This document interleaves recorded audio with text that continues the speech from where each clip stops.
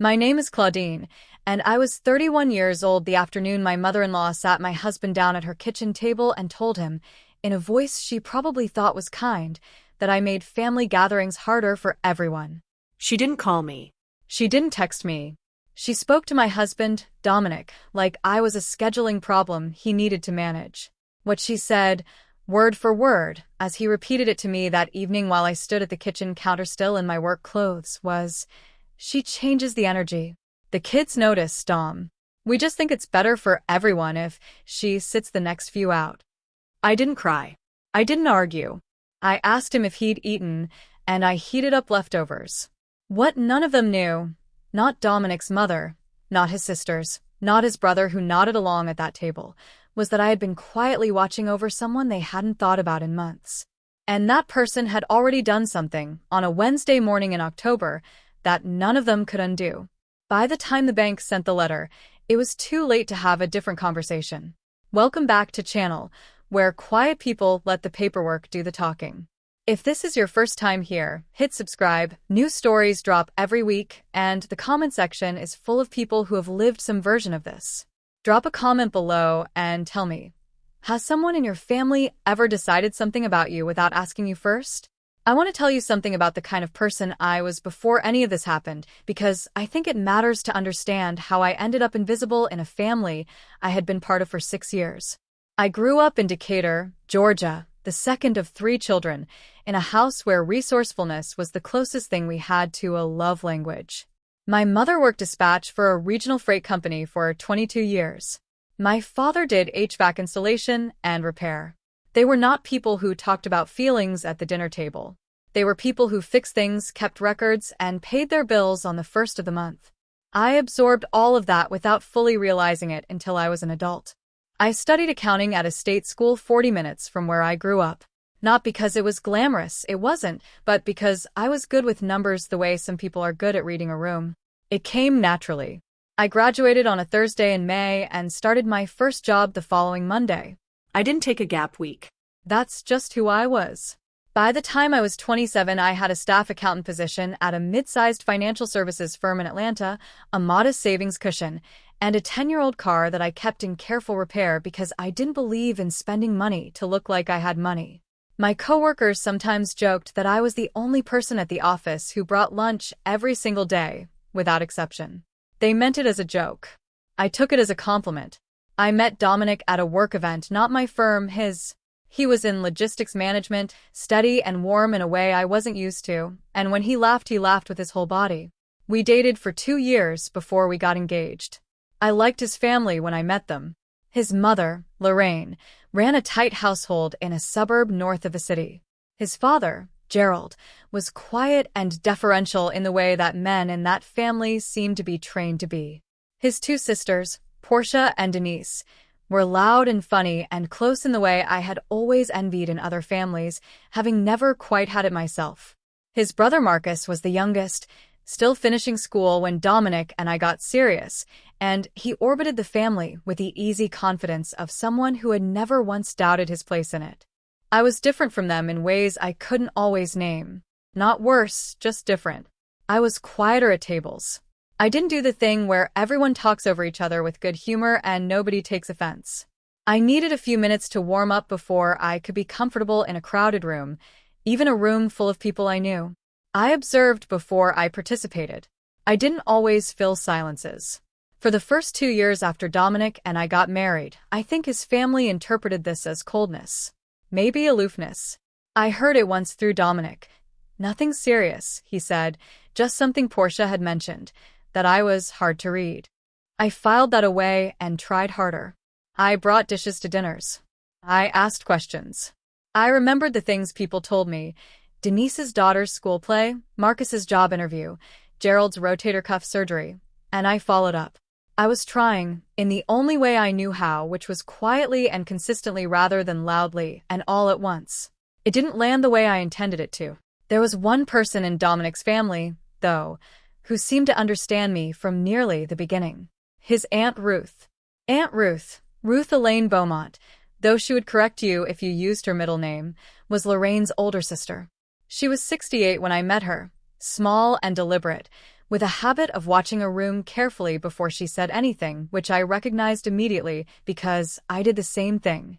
She had worked for 31 years as a legal secretary at a small firm in Marietta, retired at 62, and had lived alone in her house on Sycamore Court ever since her husband passed. She had no children. She had the house, a small pension, a car she drove less and less as her macular degeneration progressed, and a garden in the back that she tended with a focus that I came to understand was how she processed everything difficult in her life.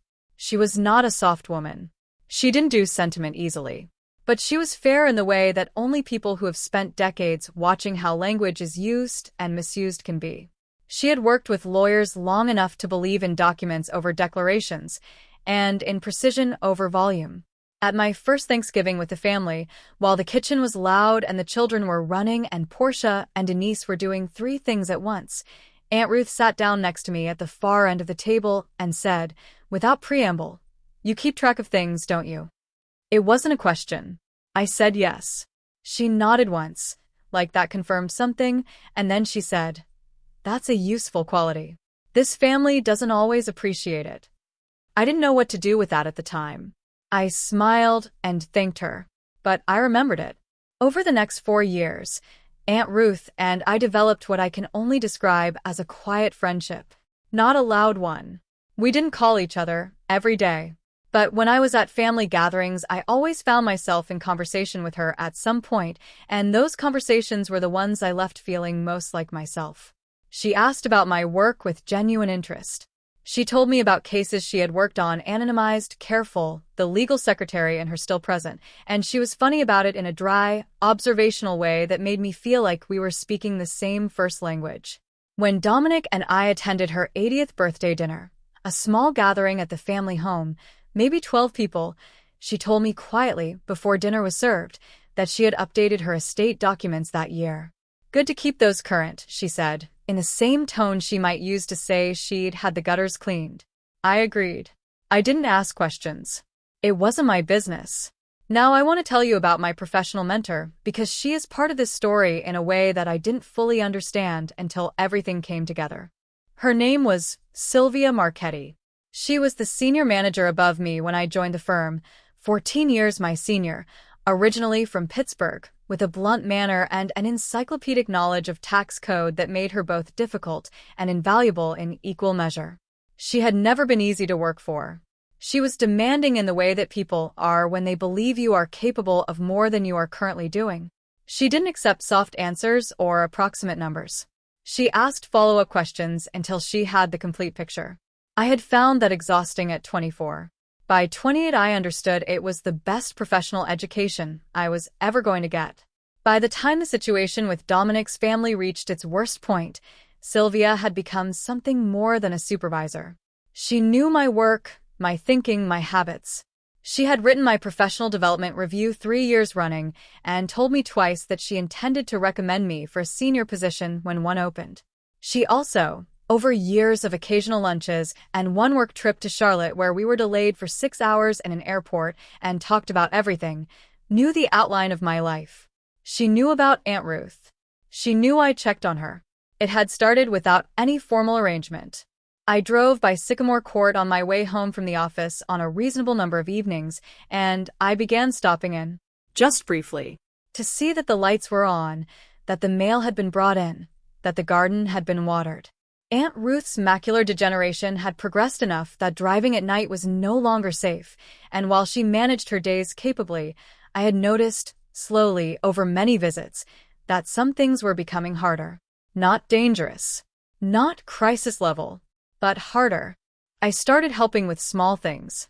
A ride to a medical appointment when her usual driver was unavailable. Picking up a prescription once when she mentioned the pharmacy delivery was delayed.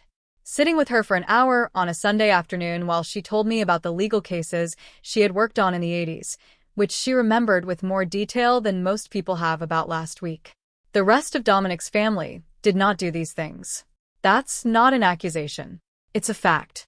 Lorraine called Aunt Ruth on Sundays. Portia visited a few times a year. Gerald offered to help with the yard and came through occasionally. But the regular, ordinary, present kind of attention, that wasn't something anyone else was sustaining. I wasn't doing it to be seen. I genuinely liked her. But I also noticed, in the accounting part of my brain that is always running quietly in the background, that the balance sheet of attention to Aunt Ruth was significantly imbalanced, and that if she ever needed more than what she was currently receiving, there was going to be a problem. He told me that earlier that afternoon, he had gone to his mother's house.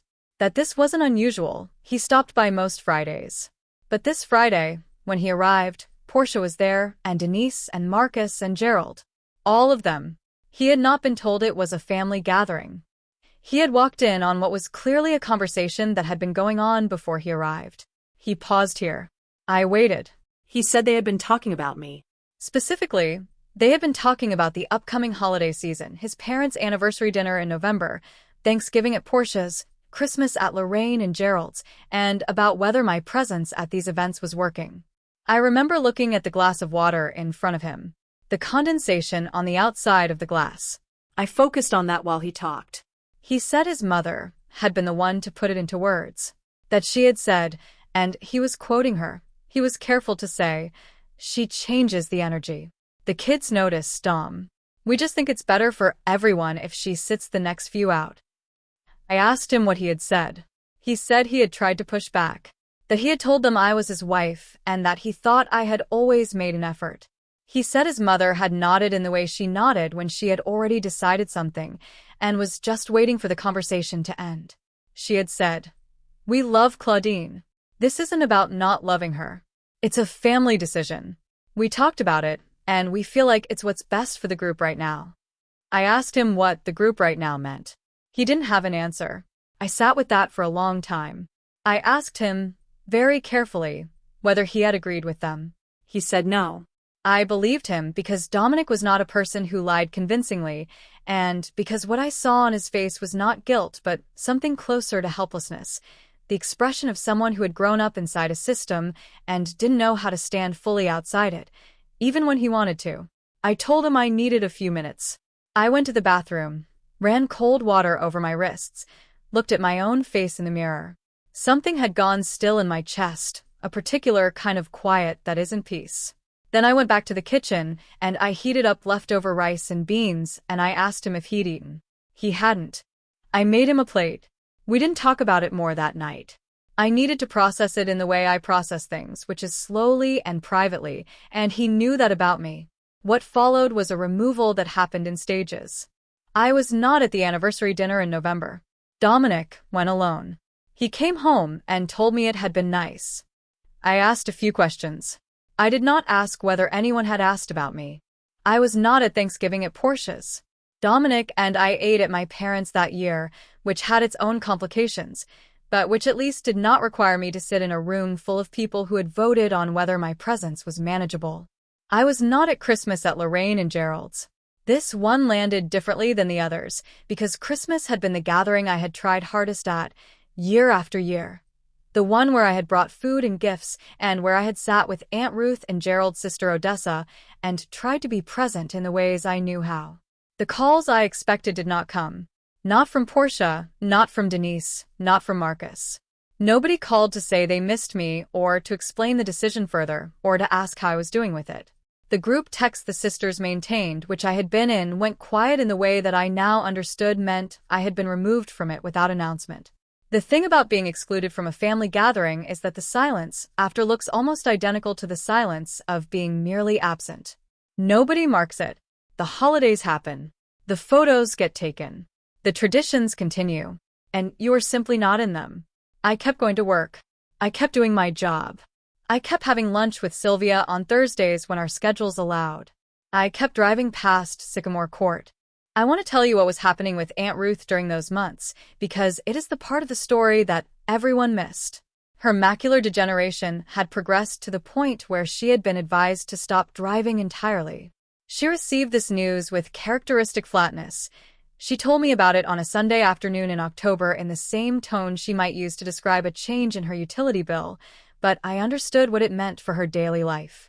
It meant that the ordinary, unglamorous movements of her day, the grocery store, the pharmacy, the medical office, the hardware store, now required help. I began providing that help in a more structured way. I established a rough schedule. Tuesdays, I would stop by to take her wherever she needed to go. Thursdays, I would drop off whatever she had texted me during the week. Saturdays, if I had no other obligation, I would spend an hour or two helping her with whatever physical tasks had accumulated, moving things in the garage, clearing boxes from the back bedroom that had been her husband's space and that she was slowly and on her own timeline sorting through. We talked during these visits about her work years, about the legal cases she had found interesting, about the clients she had liked and the ones she had not. She was particularly interested in my work, in the specific texture of what I did every day, and she asked questions with the precision of someone who had spent her career understanding how financial and legal structures worked together. At some point during one of our Tuesday drives, I think it was late October, the air already cooling, she said, without leading up to it, "I had a good meeting with my attorney last week." I said that was good to hear. She said, "I've been meaning to update things for a while. My situation has changed. It made sense to make the paperwork match." I said that was always a good idea. She didn't elaborate, and I didn't ask. I took her to the pharmacy, waited in the parking lot, drove her home. I thought about that conversation more than once in the months that followed. Something about her tone, not the words, but the particular quality of calm in her voice, stayed with me. Like something had been settled. Dominic and I were not doing well. I want to be fair to him here, because this story is not about Dominic being a villain. It isn't that simple. He was a man who loved me and who also loved his family and who had never, in his entire life, been asked to choose between those two things in a direct and unavoidable way. He had grown up in a family where his mother's framing of a situation was usually also the family's framing, where group consensus was both the method and the verdict, and where individual objection was absorbed by the whole rather than respected. He hadn't agreed with what they'd said about me. I believe that. But he also hadn't refused to attend the gatherings from which I was excluded. He hadn't told his mother that if I wasn't welcome, he wouldn't come either. He had gone and he had been present, and he had come home and described the events to me in a tone that was apologetic but not transformative. I told him in February of the following year, for months into the exclusion, that I was struggling with the way things were, that I understood he was in a hard position, that I also needed him to understand that sitting out of his family indefinitely while life proceeded as normal was not something I could keep doing without it changing something between us. He listened. He said he would talk to his mother. He talked to his mother. She said the family needed a little more time, that it wasn't about permanence, that they were working through some dynamics, and she thought it would resolve naturally. He came home and told me this. I thanked him for trying. I didn't say what I was actually thinking, which was that a family that needed time to work through whether I was welcome in it had already answered the question. The event that brought everything together was not one I chose. It was one I was asked to attend by Aunt Ruth. In early March, she called me on a Tuesday morning. She preferred to call rather than text, which I had always appreciated, and told me that her attorney's office had asked her to come in for a meeting and that she would like me to drive her. Asked if she wanted me to wait outside. She said no, she would like me to come in. I told Sylvia I would need to leave early that Thursday. She asked no questions. I want to describe the law office for you because the space matters. It was a small firm in a low building on a commercial street in Marietta, the kind of practice that has occupied the same address for 20 or 30 years, with a waiting room furnished in a way that was professional without being sterile. There were 4 chairs along one wall, a small table with a lamp, a window that looked out onto the parking lot. When Aunt Ruth and I arrived, the waiting room was not empty. Lorraine was there. Gerald was there. Portia was there. Marcus was there. They had not expected me.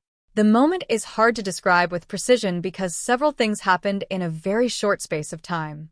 Lorraine looked up from her chair and her expression went through 2 or 3 things in rapid succession. Surprise, recalibration, something that wasn't quite displeasure but was adjacent to it. Portia and Marcus exchanged a look that lasted less than a second. Gerald's eyes went to Aunt Ruth, not to me. Aunt Ruth, for her part, walked in the way she always walked, measured, unhurried, slightly formal in the way that people who have spent decades in professional environments carry themselves, and sat down in the chair nearest the window. I sat down next to her. Nobody said anything for a moment. Then Lorraine said, in a voice that was careful and civil. "Claudine, we didn't know you'd be coming," Aunt Ruth said, without looking up from her hands. "I asked her to bring me." Another beat of silence. Lorraine said, "Of course." We waited approximately 15 minutes before the attorney came out to bring us back. In those 15 minutes, Portia asked Aunt Ruth how she was feeling. Aunt Ruth said fine, thank you, and Gerald offered to refill her water cup from the dispenser by the door, which Aunt Ruth accepted. Marcus looked at his phone. I looked at the window. My hands in my lap were completely still. I did not know what was about to happen. I want to be clear about that. I had driven Aunt Ruth to her attorney's office because she had asked me to. That was the full extent of what I understood my presence to mean. The attorney's name was Martin Osei.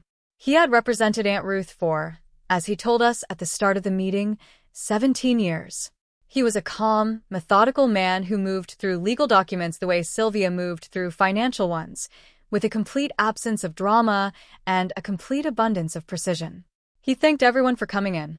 He acknowledged that this was a significant meeting and that he wanted to walk through the relevant documents carefully so that everyone understood the situation fully.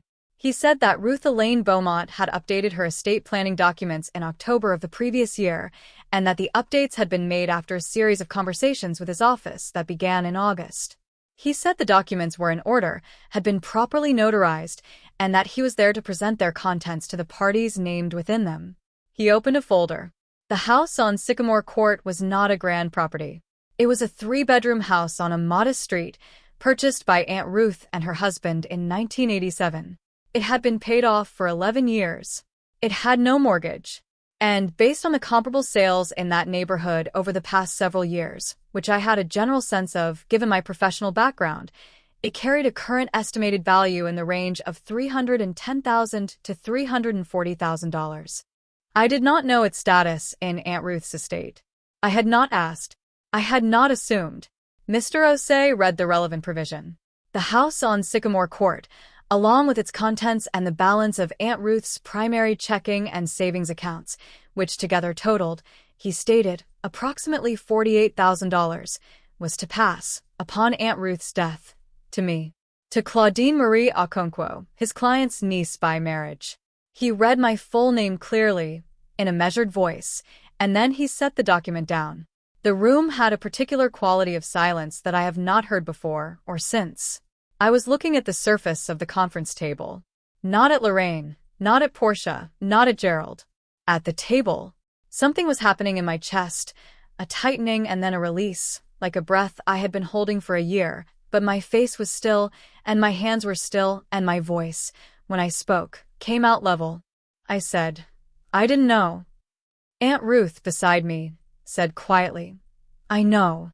Lorraine said, and her voice had changed, had dropped somehow, become the voice of someone trying to reassemble their understanding of a situation from the inside out.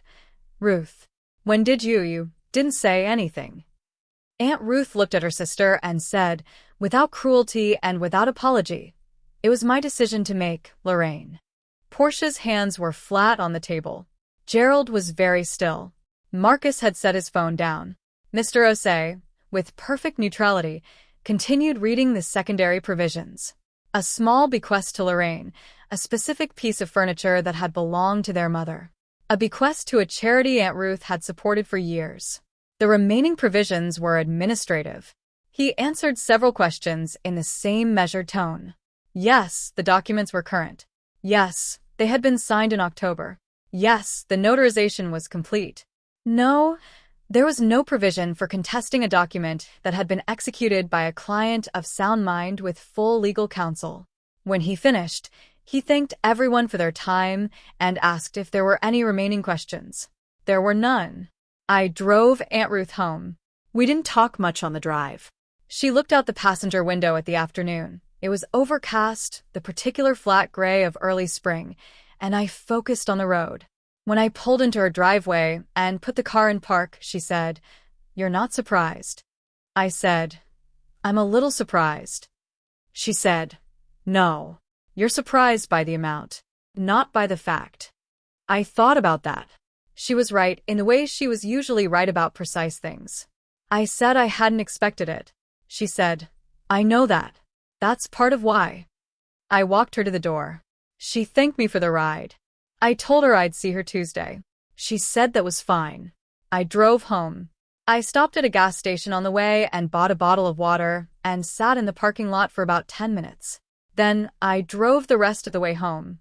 The bank sent the letter approximately 6 weeks after the meeting at Mr. Osei's office.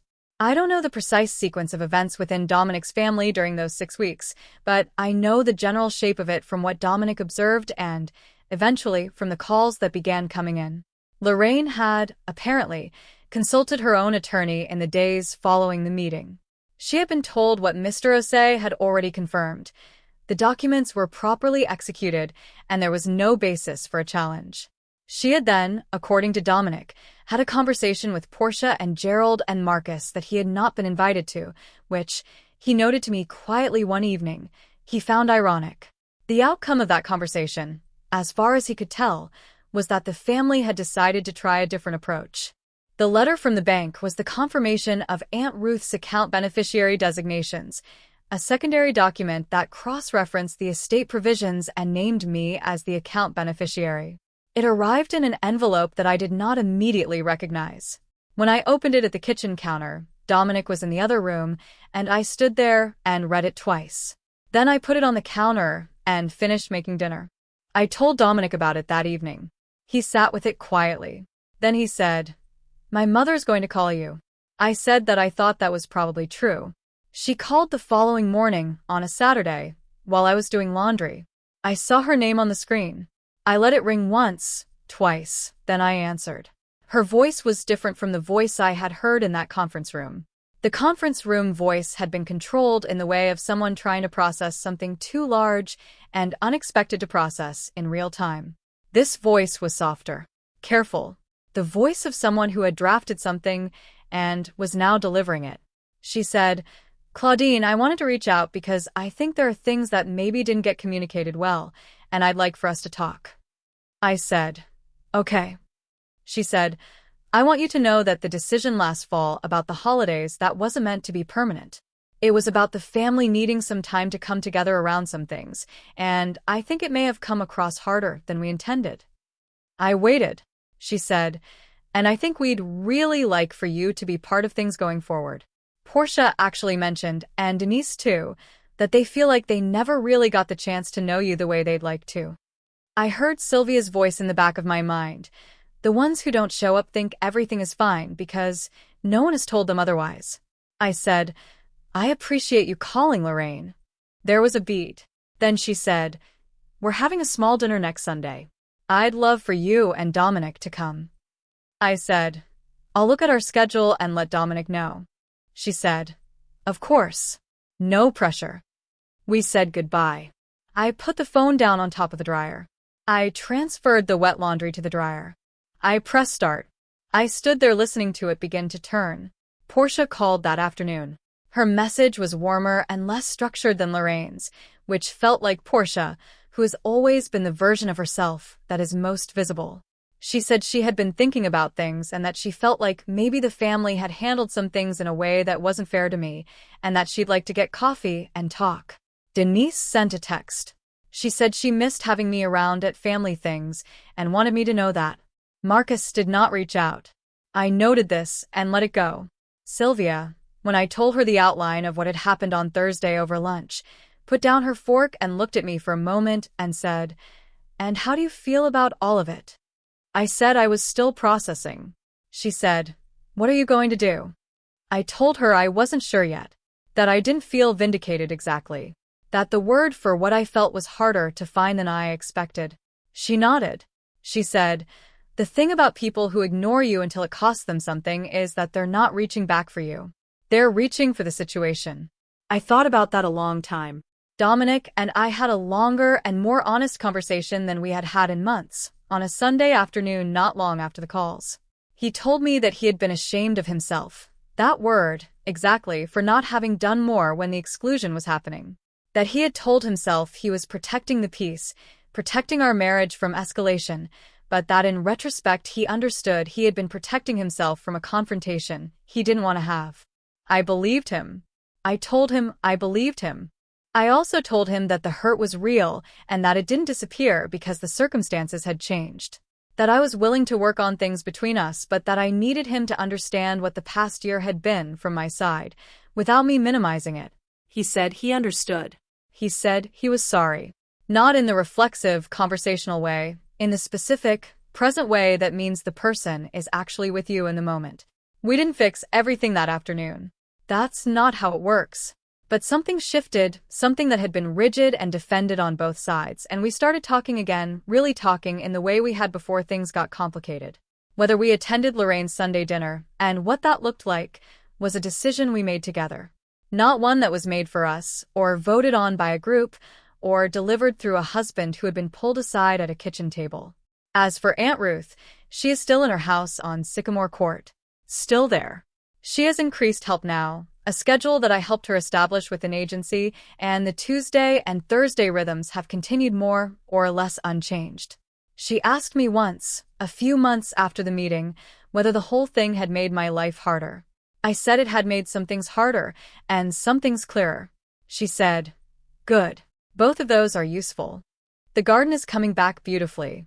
She directs me on what to trim and what to leave, standing at the edge of the beds in her good shoes, unhurried. I do what she says. I've thought about this a lot in the time since.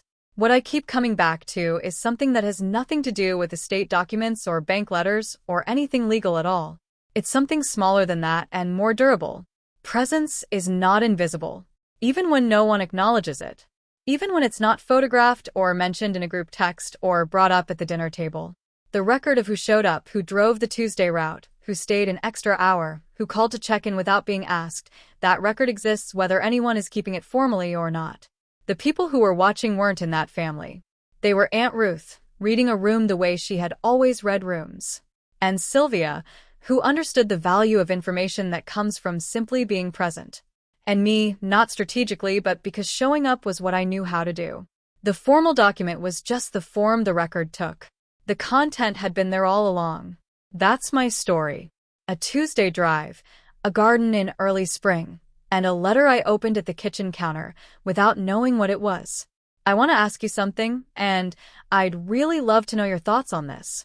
If someone excluded you quietly, not dramatically, not cruelly in any way that you could name clearly, just steadily, like a thermostat being turned down a few degrees at a time, at what point do you say something directly?